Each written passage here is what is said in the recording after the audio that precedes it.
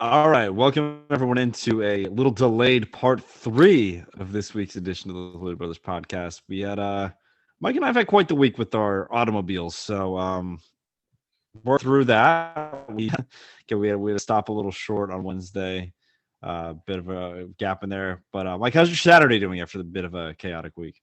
Pretty good. It's beautiful out here in Boston. Went It for a is. run for the first time in forever, and I decided to make like a 5K for some reason, so I'm a little sore. Yeah, real hardo humble brag there, Mike. But no. Like a 10-minute But mile pace, nothing crazy. yeah. Meanwhile, I went for a walk with the dog, so that's about it. For a workout, you gotta Cleaning my house. I'm buy hoping to be. Yeah.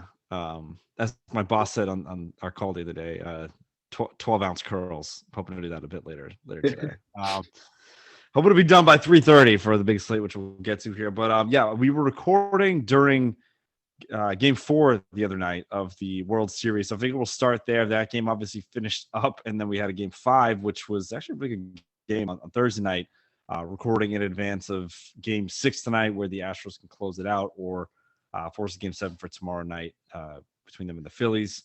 So we'll start there. We'll start with baseball just to kind of wrap up, like I said, the whole week here. Bit of a fragmented episode, but stuff happens sometimes. But yeah, so we'll start there. Game 4, obviously, like I said, we were recording then. It was tight for a while, and pretty much right when we stopped recording, that's when the Astros kind of went on their onslaught. Phillies pulled Nola with 3 runners on, but no runs in at that point. I know that you kind of have a short leash sometimes in the playoffs. We'll start there. Obviously, there's a bigger story for this game, but that's kind of the first time I won't say a head scratcher. I get the school of thought there, but personally, and I was thinking this at the time, it's not just revisionist history. I would have kept Nola in to kind of deal with that situation. Yeah, I mean, I get it. You in the playoffs, you kind of want to go to your high leverage guys, and Alvarado's been the best, and you kind of wanted that lefty, but I don't know, unless you are planning to use Nola, then Which could be the case if you get a potential game 7, right? Yeah, especially because he only probably threw around 70 pitches, but yeah, but after that, you're thinking yeah, you can Gotta get there Alvarez, but then you're gonna have the lefty righty with Bregman, and we saw what happened with after plunking Alvarez. One pitch, first pitch, a runs in because you hit Alvarez with the bases loaded there. Then you had the Bregman 2-run. Yeah, and then probably the biggest hit in the series is that double because that kind of put it right open in the way that Javier was playing 3-0 was a pretty big deficit. To be fair, the hit by pitch was the biggest run of the game because that's all they needed. But yeah, no, it ended up. I mean, obviously, again, you can't say that the outcome would have been the same as it was had it been a 1-0 game versus a 5-0 game, whatever the case might be. And I'm not saying Nola shuts the door there, gets 3 consecutive outs for giving up a run, but I mean, even though it ended up not mattering, because again, the bigger story of the night was obviously the performance by the Astros pitching staff where they allowed 0 hits, is what I'm going to say. I mean, I get in the play. It's again, I'm gonna say I'm with you. They mean nothing. Well, that's the World Series. That's pretty damn good. No, it's good. It's here's what I'm gonna say. Usually, and maybe this is so short-sighted of me. In the regular season, I'm almost I'm thinking of probably one of the funniest no-hitters if you think about it of our lifetime. The Edwin Jackson 7-walk no-hitter where he threw 160. I'm yes, leave the man in. So that's where I'm usually at with these no-hitters is just leave the guy in till he screws it up. We've seen the Dodgers do it sometimes, 70 pitches. It's oh no, you're out of here after 7. It's the worst part about that one was a perfect game. Oh, was it Kershaw? No, Kershaw. It was Kershaw. Okay. I thought it was a few years ago, but it's probably happened multiple times with the Dodgers, if we're going to be honest. So usually that's my thing. I'm okay, well, why pull the guy? Just let him go for history here, whatever the case might be. But that's obviously different in the playoffs. You don't want to blow Javier's arm just to get a. That's more of a regular season thing, leaving the guy in to get his moment, right? But I mean, yeah, still obviously an impressive performance. It just shows you how much. And I think I started making this parallel on the podcast or part 1 or whatever. The parallels between the 2021 Red Sox and the ALCS and the 2022 Phillies in the World Series, not just the dancing on my own saga, but the as hot as can be, and then falling off a cliff, and you don't know where your offense is anymore. So, obviously, the most extreme example was in Game 4, but even took a little while to get going. Not a little while to get going there. So the Schwarber home run early, but not too many hits. They were hard to come by even in Game 5. Yeah, and you definitely. And just going back to kind of wrapping up on Game 4, just shout out Christian Vasquez. Yeah, absolutely. I mean, the Christian battery. Yeah, that just completely changed the tide of the season. How we called that game, and that's even though his bat wasn't there, that's kind of why you get that backup guy. Because I mean, Maldonado's a great defensive catcher in his own right, but just actually having another guy to give him an extra day after a long playoff run, and you can see how the Christians have like gotten together. So just want to shout out a former Sock there. Yeah, absolutely. I'm happy for him. If the Astros win, that's probably the best part about it is Vasquez getting another ring. But yeah, it's just funny though, because again, it really is funny to think about, because again, you think the song kind of ties them together, but really same thing.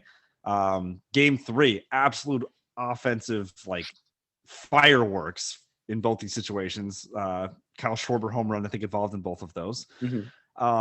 And then just something switches. I think for the Red Sox, if I remember Game 4, it was, I think Bogarts had a 2-run home run early in the game, right? And then that's pretty much the last offense they had for the entire series. That was literally like, I know they got shut out in Game 6, Game 5. They didn't much to show. The rest of Game 4 even wasn't much, but we saw a similar switch flip from Game 3 to Game 4 in this series, where again, obviously no hits, can't get much worse than that. But that being said, again, like you said, impressive performance from Christian Javier. Shout out to him. Christian Vasquez behind the dish. Astros obviously got all those runs that they needed, but then you turn the page to Game 5, and so I would say this really fed into my take earlier in this exact recording. So it's going to be fun. Was you knew that Game 4 was a must-win for both sides, and I really thought that the way momentum was going, that the winner of that game is going to win out and not lose a game the rest of the way because of that pitching matchup in Game 5 with Verlander and Syndergaard, because Syndergaard was basically a de facto opener. So it was going to be a bullpen game, which in their own right, they did a pretty good job. They held the Astros to 3 runs. But with Verlander, I feel like the pressure of it being a 2-2 series where he's like, okay, I can just like, if I get a win, we're going home, we only have to win 1. Whereas, fuck, if I blow this, for like the season's over. So the fact that he was able to go in, know that it wasn't an elimination game, I feel like he could keep the nerves like kind of down slightly at the very least. So, and we saw that kind of come to fruition. Yeah, it's funny because what happened to Syndergaard? Like I looked him up the other day. I'm like, he's my age. We're both 30 years old. So I'm like, how did he like fall off so fast? Is what I don't understand with him. But I don't know if you have some insight on that. Probably some injuries, and I think just like some of the, like, he was definitely a hard thrower too. So just as that's like true, fizzled out. Yeah, the age gets up there, like he can make stuff work.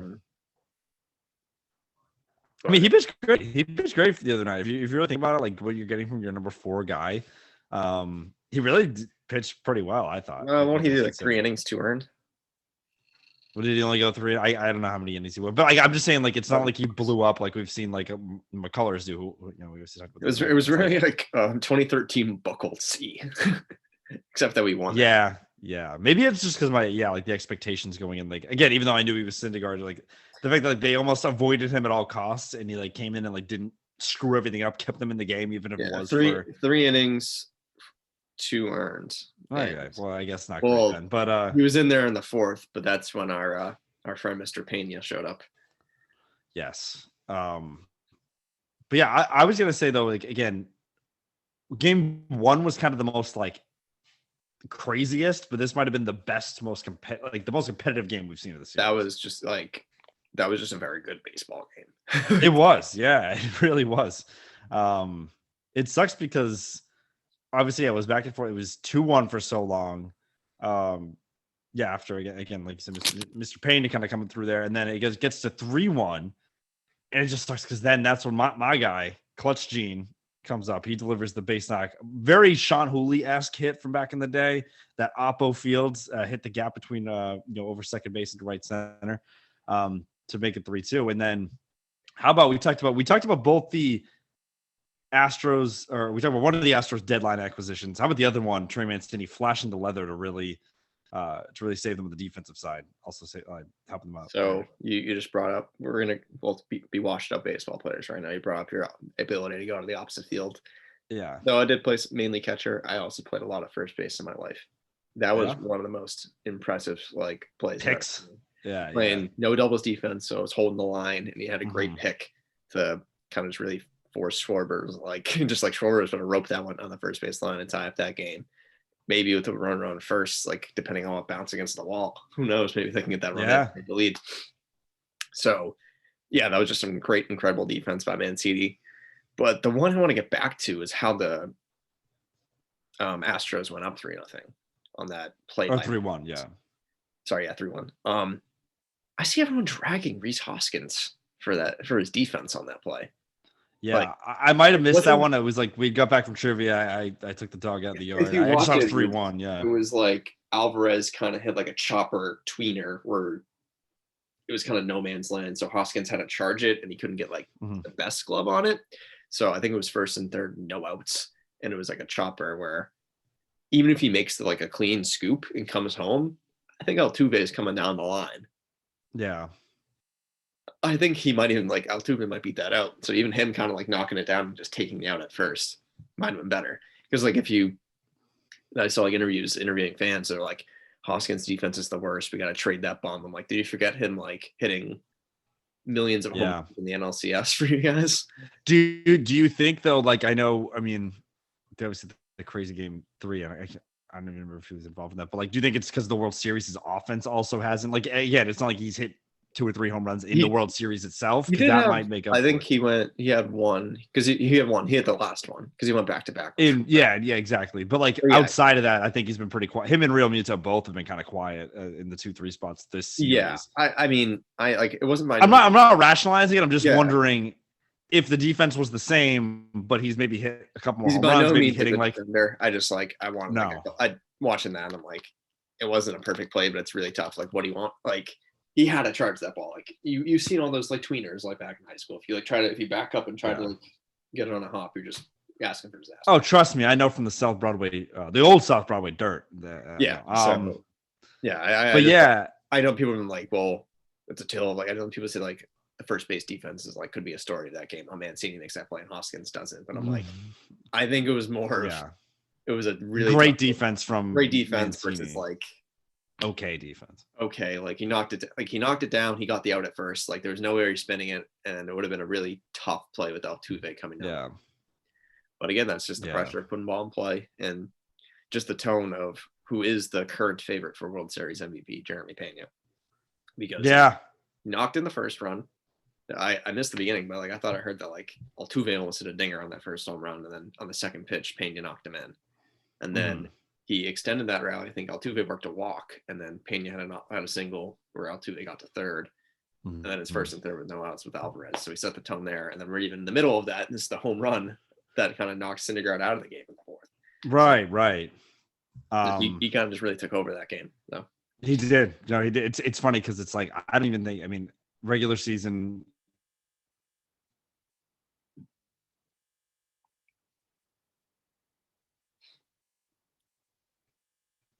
To follow everyone, but like I was just like I don't think I really didn't miss his break on. He's been even better than that. He's been arguably the best consistent player this playoffs for you. You think even if someone took over the World Series MVP, if there was like a Conn Smythe, like that it would be Pena, no doubt. But just to kind of quickly go back to the whole Reese thing, and I know you talk about people like trading him, so they're obviously thinking of next season. And it's like, well, also Bryce is DH right now because he has to. I think I know there's a whole Schwarber thing, but like there is the DH option too. Like that's just going forward, just a bit of a sidebar there for Philly fans. But yeah, so and then that really leads us to you talk about Mancini's play might not have even been, at least with the circumstances and everything, might not have even been the best defensive player of the night because Chas McCormick with just, I mean, because that changes everything. That's what, at least a double, maybe a triple, but that insane play he made going up against the wall in center field. We've seen Real Muto hit an inside the Parker this postseason. That's true. Yeah. Yeah, but the Philly kid, his name is Chas, just like making the great play. And that's just how can you not be romantic about baseball? The kid I grows up a know. Phillies fan. I think he might even argue that half his family is like, yeah, I want Chaz Not to even. hit Yeah. 500 and lose in 7. Like, Yeah. Exactly. so that But like no, that's just like you can't make this crap up. no, it was an insane play. It's funny. Wait, because so we're there. I'm trying to rewind. Were there was- 2 outs at that No, point? it Or was was one there out. one? One out One out. because Okay. Hoskins struck out. Then he made that play, and then kind of the savvy move by Presley, just plunking Harper. No, because I was almost gonna say because now I'm like trying to rewind it. I'm like, say even that is a triple, they still walk Harper. Costa, yeah, I don't know. I mean, it changes everything, obviously, but I'm like, yeah, you're still not letting Harper beat you there. But yeah, no, but an insane play, really, yeah, game saving play because yeah, if that gets down, everything changes. Philly maybe squeaks a run in there, and then you head to extras, and who knows what happens there. But now instead, again, you come away with that victory there. Impressive save by Presley too, 5 outs, right? And that's not First something time all usually. season.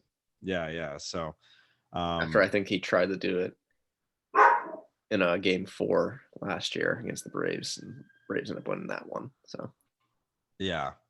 But yeah, so again, it just impressive win for Houston. They win 2 out of 3 in Philly. Now go back home with 2 chances to wrap this thing up. So a bit of a quick preview for tonight / potentially tomorrow.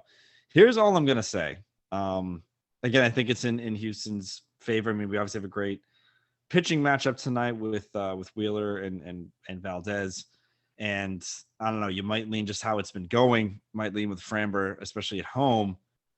But all I'm going to say is that if Philly can squeak this one out, this is where the managerial decision is going to be a little interesting because now you have Suarez against McCullers, and maybe you could squeeze in Javier at some point, but it's like you have to question why it was McCullers 3, Javier 4, not the other way around, because now that kind of could potentially force your hand at a game 7. yeah, I don't know why they like. I don't get it. Javier was originally 3. I think with the rain out, they were like, we just don't want to. I get McCullers just coming off TJ, and They didn't want him sitting for too long. Is that? I think they just like had probably a specific plan for him to pitch on Tuesday. Yeah, that they didn't want and that to ended up being game. Push him back an extra day, but him pitching on Tuesday wasn't anything special. No, and there's a good chance they don't have to deal with that. But I'm just saying, I mean, because then it pretty much becomes all hands on deck anyway. But yeah, I mean, that's an interesting thing that if you have Suarez, who's been good this playoffs, versus McCullers, who clearly struggled against this lineup in game 3, then that kind of just changes. But again, we obviously have to get there, and Houston's obviously the hot hand right now. So, well, just because of him being in the playoffs so recently, I think this is going to end up looking a lot like the ALCS, like we've gone to last year. But the spin zone for Philly fans is what happened 3 years ago. Steven Strasburg came in, pitched his balls off in game 6.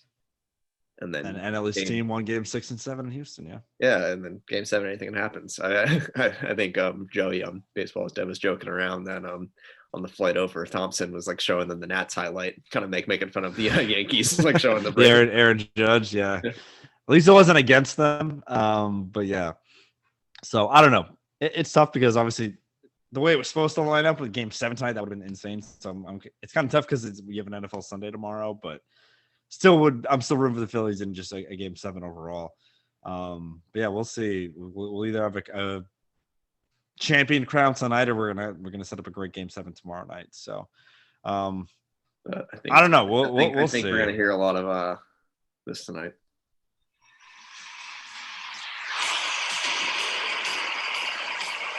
Charlie Wilson. Yeah, that some 2 good songs. One may have been stolen, but 2 good songs. I mean, it's gonna be if they win tonight. I think Houston just owns it now. They've come dancing on their own. Yeah, that's fair. No, I wouldn't have any problem with that. Well, I mean, we have New York. We have New York now. I was gonna say after that boombox, we took over New York. So I think. Yeah, because then it would have been stolen twice. It's like or beaten twice. Yeah. Okay. They should have steal Kyle Schwarber at that point too. Scott has to call the Houston Astros his daddy. I think we should just start this whole thing over or take the Robin version. That's superior in my opinion. But yeah, we'll see what happens tonight. I think the Astros do finish it off tonight. Just seems like that's kind of where the momentum's going. But We'll see. I think we Framler's might need a Bryce bomb tonight if Philly has a chance, if they want a chance to win this series. But if they win tonight and he deals, the MVP is going to come down to Framler, Pena, or even Presley, to be honest. So yeah, we'll see who contributes to the offense tonight. But yeah, exciting stuff. We'll obviously have a champion now. We'll definitely have a champion now next time we're on, one way or the other. But it seems like it's going to be Houston now, as much as it was starting to look like Philly early on. But yeah, good stuff. But yeah, it is Saturday now, so it is. We're the 1 o'clock hour. We're a little over 2 hours away from an amazing showdown. 2 versus 1 or 1 versus 3, depending on what poll you're looking at. Tennessee, Georgia. So again, we won't spend too much time on this because we kind of hit it the other night, but very excited for this game in the SEC, and we have another one later on too. Yeah, and one thing that you notice is that if we're looking strictly at the CFB rankings, you said 1-3 in that. There's a team in the middle, Ohio State too. Oh, currently losing to Northwestern. Do we have an upset alert? I mean, earlier. Well, but they spread upset alert, that's for sure, because they were 38-point favorites, right? 7-0 Northwestern. You hear that, you're like, probably not. But it's halfway through the second quarter, and they just punted. Yeah, they kind of started out similar last week. Again, I know we talked, they kind of pulled away from Penn State, but they seem like they're messing around a little. But I mean, you have to imagine they come back and win that game, probably even still pretty convincingly. But I don't think they'll cover. I don't think they're going to cover. Live line of the game, so even I'm selfishly refreshing it. Let's find out. Yeah, I'll keep you. Yeah, I saw 38 going into it. So yeah, that is interesting. The weather challenge, is that what's happening? I saw that on the TV. Like you're probably still behind me now. I think you're a little behind. Game behind me. Yeah, no, the headline right there on the TCU game, Ohio State weather challenge. Huh. What is that? I wonder what that means. Is it raining there? Yeah, it's probably just pouring there. Yeah. So that's one to keep an eye on as well. But yeah, Tennessee, Georgia. Good to know, Sean. I'm getting blown over down here. Wind. Oh, it's really windy, as Don Orsillo would say. Yeah, I think I'm gonna go with, if I were to make picks on these games, I'm focusing on the 2. I know we have a few other big games. Again, we have TCU trying to. Oh, they're actually tied 10-10 as well against Texas Tech here, another undefeated team. TCU, that is. And then we have Clemson, Notre Dame later, but this seems like the real 2 focal points. I think I'm going to go with my heart. 10.5 right now. That's the live. What's that? 10.5. 10.5. Yeah. I think if I were to make picks on these games, the Tennessee, Georgia, and then the LSU, Bama, I think I'd go with I'm going to go with my heart in the early one and my head with the late one. So I would go Tennessee, Alabama. Yeah, I'm thinking the same thing. I really think Georgia, Alabama, but I really want this Tennessee team to, as our guy Big Cat always says, get some new colors in the playoff. Yeah. Because again, that would be really interesting. Because then that would set up. But I guess it's 9 right now is what I have, and then 13 and a half. 9 and 13. Yeah, that sounds right. You know what's crazy too that we're talking about? I was watching Game Day earlier. LSU, Alabama. Do you know that in the last 12 years, that Joe Burrow team, that's the only time they've won the game, the last 12 years? Or 10 or 11 or something like that? Yeah, because didn't they win the regular season game in 2011 when they played again in the playoff? They beat them. I think that's what happened. Yeah. Oh, that's probably the last time. Yeah. That game, I remember I was like a freshman in college and it was like all the hype around it. And that game was 9-6, right? Yeah. Yeah. Honey Badger was in that game, if I'm not mistaken. Yeah. So yeah, I'm pumped for these games. Like I said, we're recording now. I have a few things I got to do around the house. I'm trying to be done, sitting down 3:30 to tune into this game, and then we'll obviously have some multi-TV action hopefully later with mostly the Bama LSU game and game 6 of the World Series, but also the Clemson Notre Dame game. Keep an eye on that. I think there might also be another late-ish one that's not bad. I already forget what that might be, but I think it was another one around 7 or 7:30. But yeah. No, I said that. I think there's a third one though. I know there's a couple ranked games. Let me flip on the top 25. It is. I like Oklahoma State. Like that one should be fun. That might have been Texas, Kansas State. I'm probably thinking, as well as yeah. Texas, Kansas State, 7 o'clock. Yeah. Wake NC State as well. Yeah, you're right. Oh, yeah, that's another good one. But yeah, mostly those two are kind of the ones I think grabbing all the headlines. Clemson, Notre Dame, maybe a close third, but yeah, I'm pumped. I hope we get some good games. I know the spreads aren't super close, so Vegas obviously thinks Georgia decently pulls away, and Alabama wins by almost 2 touchdowns there. But hopefully, we get a couple good games mixed in with the World Series as well. But yeah, I think we can now. Unless you had any more college football thoughts, we can hop on to the NFL. We had to abruptly stop during our week 8 recap here. We finished the 1 o'clock window. Week 4 o'clock. So I don't think there's much to add, and it's already been so long that we kind of forget. But basically, the Houston Texans. So that happened. Derrick Henry's back. The only thing I had to add on that is the lack thereof, the amount of yards that Malik Willis or passing attempts and yards that Malik Willis had. It was just complete tractor Cito. Yeah. So next game, like you said, Shanahan still has McVay in the regular season. It is new toy of McCaffrey. McCaffrey did everything. Yeah, he did everything. Also, can I just quick pause here? I feel like when we talk about this, I feel like I've heard this stat multiple times, and it comes up, and it really bothers me. People talking about people who've thrown, run, and passed for a touchdown. And there was like, oh, it was him and Walter Payton and LT. I'm like, no, we're forgetting one player in this. Shout out the late great, rest in peace, David Patton. Did it in the 2001 season. He always gets forgotten in this. Everyone's like, oh, it's the third guy. No, he's the fourth guy to do it. All right. Show some respect to David Patton, please. Okay. Anyway. Yeah, I'm hot on that one. The biggest game of the day, again, the only matchup of teams that were over 500, Giants Seahawks, and Seahawks defended 12. They're in first place in the NFC West still. Yeah, those two surprising teams have been. I think the Giants are frauds, but I think the Seahawks might be good, and that they are somehow good. Yeah, and that game fits the narrative. So I'm happy about that. And I'm just praying that the Broncos get a terrible pick, so they get like a really high draft pick on top of everything. So that's awesome. Yeah, Gino's still doing his thing. So that was a pretty solid game too. Bills just kind of did.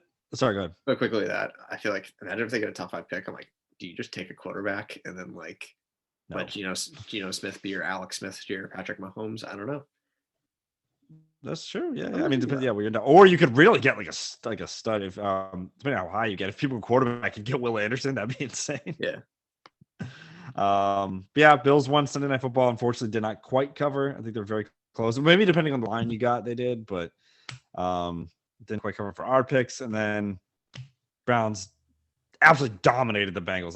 They own Joe Burrow for some reason.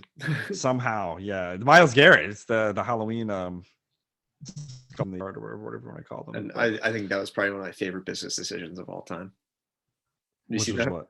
Oh, when he was running after the guy in the pick. The guy then realized Myles Garrett was going to crush him, so he just ran away from him. I will not deal with this giant human being. That's a franchise QB. Yes, but Bengals maybe not back after we saw last week. So, like Mike said, everyone stinks. There's maybe, I think our guy Jim Murray put it well. He's like, there's like 5 good teams. The team 6 through 27 can all beat each other at any given time, and there's like 5 teams that suck. It's like literally that's the whole league. So we'll see how everything shakes out. So we're gonna do our picks for the week. We obviously, I think we started 0-1. Eagles did not quite cover. They came close. They 29-17 there. Eagles continue to do their thing. They're 8-0 now.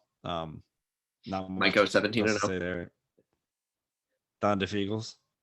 If you look at their schedule, it's not crazy at all. Right? It's like their tough games, like Cowboys again, right? Home against the Titans. I think they got to go like the Giants. Like, say you want. That's a game where the Titans win and then they play like the Lions the next week and lose. It's like, the biggest game will be Christmas Eve in Dallas. So yeah, that'll be a big one. All right, so we'll kind of run down the gauntlet here. LA Chargers at Atlanta Falcons. I wrote this the other day. I don't know what just changed. I have 3 points for or -3 for the Chargers here. I have 3.5. 3.5. Let me go with. Okay. I'm going on this. I want to hear your thoughts. I think this game is going to be weird, so I think it'll be a field goal game. So I'm going to go with the Falcons.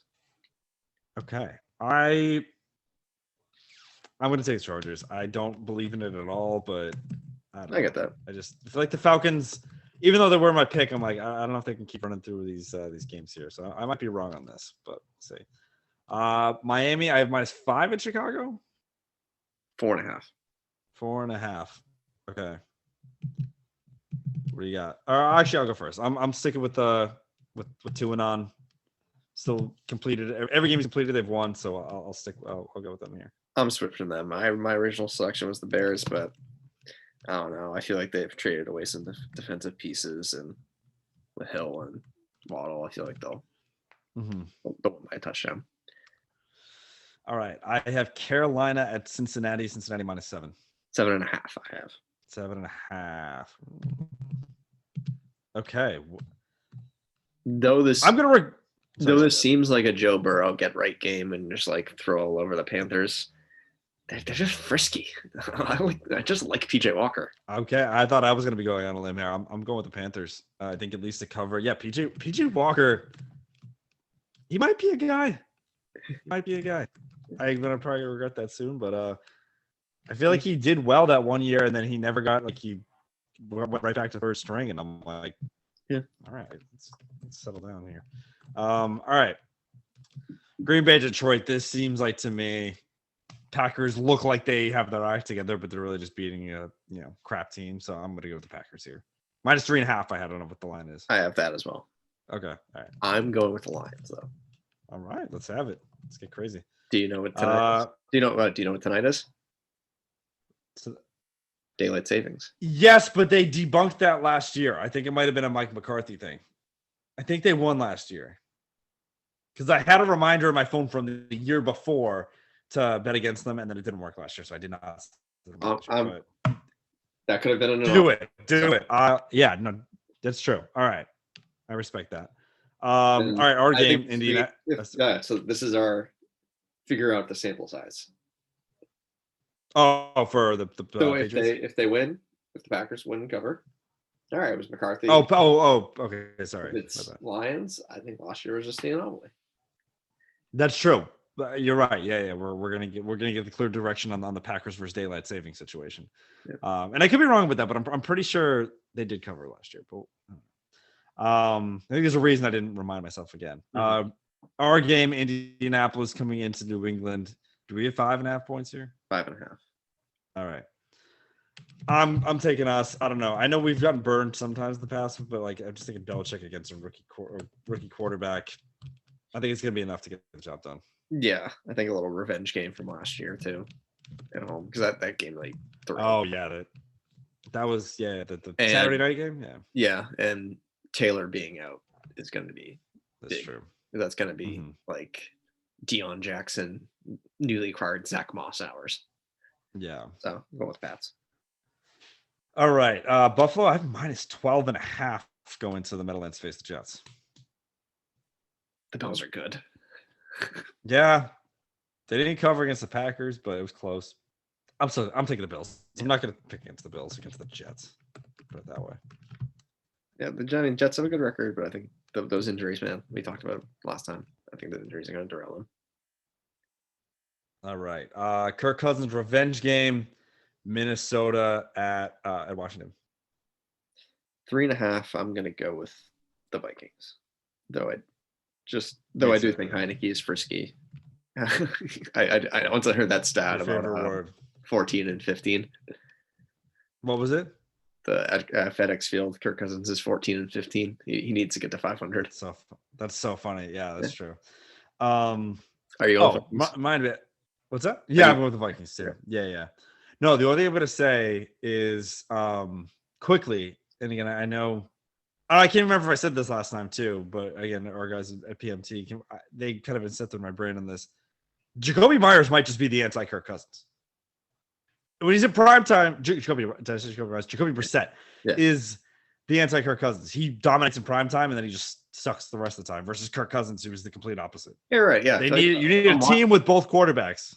If I'm watching Jacoby Brissett, he's well, but if you cut to him on red zone, it's like, oh boy, he's throwing an interception. Yeah, exactly.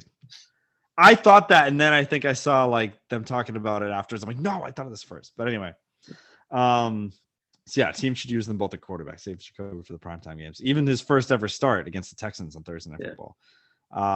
Vegas at Jacksonville. I don't know. Vegas is -1.5. Is that what you have? Yeah, just give me the. I'm gonna take the Raiders. I feel like they're pretty It's inconsistent. Me so too. Yeah. yeah. They're not gonna do as bad as they did last week, right? Yeah. All right, Seattle. How about 2 4:00 games this week? What the hell? Yeah, that's annoying. It's like enough that like, do I want to watch Red Zone or like do I commit to the? I don't know. I guess so. Seattle and Arizona. I have the Cardinals getting 2 points here, or 2-point favorites. Yeah, especially no, what happened? Sorry, like What? I only have 2 minutes left, but because the Pats play at 1 on CBS, Yeah, and the Bucks Rams is really CBS. I feel like we'll just get both games. oh, that'd be pretty cool. So I might just watch the Seahawks. Yeah, seriously. Well, yeah, we got in this one. I'm gonna go with the Seahawks -1.5. It's 1.5. Plus 1.5 actually. I'm taking them 2. Screw it. Cardinals have not shown much this year. Seattle, let's do it. This one again, battle of middling teams that were good last year. Rams at Bucks. Bucks -3. 2.5. Loser leaves town. I'm just gonna 2.5. take the Rams. Just I don't know. You know what? Just to be different, I'll take Tampa. I don't believe in it at all. Probably gonna regret that, but they're at home. Whatever. Let's do it. I'm gonna take KC 12.5. Yeah, I'm not betting against them in prime time. That's for sure. Off a bye. Yeah. Hopefully, and then they could be in competition with Game 7 of the World Series here too. Maybe. All right, and then finally, I have Baltimore -2.5 at New Orleans. I like the Ravens. Give me the Birds. Okay. And then is that 2.5? Yeah. Yeah. I don't think the Saints are going to complete the Bird gauntlet. I think it ends that night. I think so. Lamar and on Monday night. Yeah, I think it's going to work. So, all right, cool. Just a quick standing update. We our records are getting better. We had a good week last week. I think we went like 9-6 each or something like that because there were a lot of games last week. I'm 28-31. You're 25-34. So we're getting there. Let's have another good week. But it's weird. I feel like I've made money since we started doing this. I guess I'm just really good at picking up. But you're picking the right ones. And like I said, I think the first couple weeks we got screwed on teams that were like winning, but just by not enough. Like the coin flip games, I'm just getting that I'm like not like willing to put money on. I'm losing. Yeah. But all right. Hope everyone has a great week. Hope everyone gets the picks right Sunday. We'll see you next time. All right. See you around.